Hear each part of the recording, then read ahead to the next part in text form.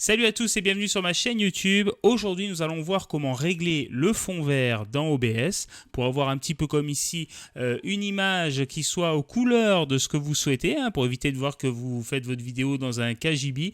Alors, on regarde tout de suite le réglage, c'est parti. Alors, nous voici ici de retour dans le logiciel OBS. Donc, je vais vous expliquer comment faire tout de suite. C'est très simple pour le moment. Il vous faut créer une scène. Donc en cliquant sur le petit plus, donc moi je l'ai déjà fait, je l'ai renommé tuto Clément. Dans cette scène, vous allez ajouter votre caméra et en dessous le fond que vous souhaitez faire apparaître derrière vous. Voilà, pourquoi? Parce que c'est un système de couches, c'est-à-dire qu'en premier plan, vous avez l'image de votre caméra et on va venir effacer tout ce qui est vert autour de moi pour y faire apparaître le fond étoilé qui est juste ici. Pour appliquer le filtre, vous cliquez sur la caméra, vous faites un clic droit et vous venez chercher filtre. Ici, vous avez le filtre d'effet qui est ici. Alors j'efface parce que je l'avais déjà mis. Voilà. Et en cliquant sur le petit plus, vous allez venir chercher l'incrustation par chrominance ou chroma key. Voilà, qui est juste là. Vous cliquez sur OK. Alors vous le voyez, déjà avec les valeurs par défaut, vous avez quelque chose qui est quand même tout à fait intéressant. Ce qui est important déjà de base, c'est d'avoir un fond vert le plus uni possible et correctement éclairé. Alors ici, vous allez sélectionner la couleur à effacer. Donc moi en l'occurrence, c'est le vert.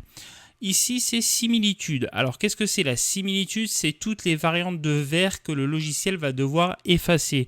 Puisque vous voyez, le vert n'est pas tout à fait uni. Le vert est plus clair en haut de l'image qu'en bas de l'image à cause des ombres. Donc, ici, en venant régler ce paramètre, vous allez plus ou moins venir effacer ce qui est proche du vert. Et au bout d'un moment, vous voyez, vous avez même la peau qui s'efface, puisque après le vert vient le jaune.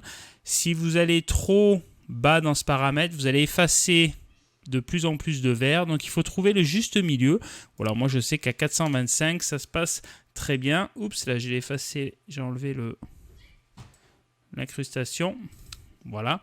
Avec la finesse, vous allez pouvoir régler la finesse de l'incrustation, notamment les contours. Donc là c'est pareil. Plus vous allez augmenter ce paramètre, plus l'incrustation va déborder sur votre personnage. Au contraire, plus vous allez le baisser et plus vous allez faire réapparaître du vert. Donc là, moi, il a été réglé à 80. Il était plutôt bien. Vous voyez, le contour des cheveux est fait à peu près proprement. Ici, réduction de déversement de la couleur clé. Donc ça, c'est un petit peu le vert qui va se refléter et baver sur vous. Donc en fait, ça va agir pour enlever un petit peu ce vert qui bave. Donc plus vous allez augmenter ce paramètre et plus votre couleur va se désaturer de manière à enlever un petit peu ce vert qui pourrait venir. Donc moi, c'est pas vraiment mon cas, j'ai pas vraiment de problème avec ça. Donc je vais le laisser sur la valeur par défaut qui était aux alentours de 80-100. Et ensuite, vous allez pouvoir régler votre premier plan. Donc tout d'abord, l'opacité. Donc à 0, vous disparaissez. À 100, vous êtes complètement dans l'image. Donc en général, on le laisse à 100. Et vous allez pouvoir régler le contraste et la luminosité de votre premier plan de manière à ce qu'il puisse matcher au maximum avec votre arrière-plan.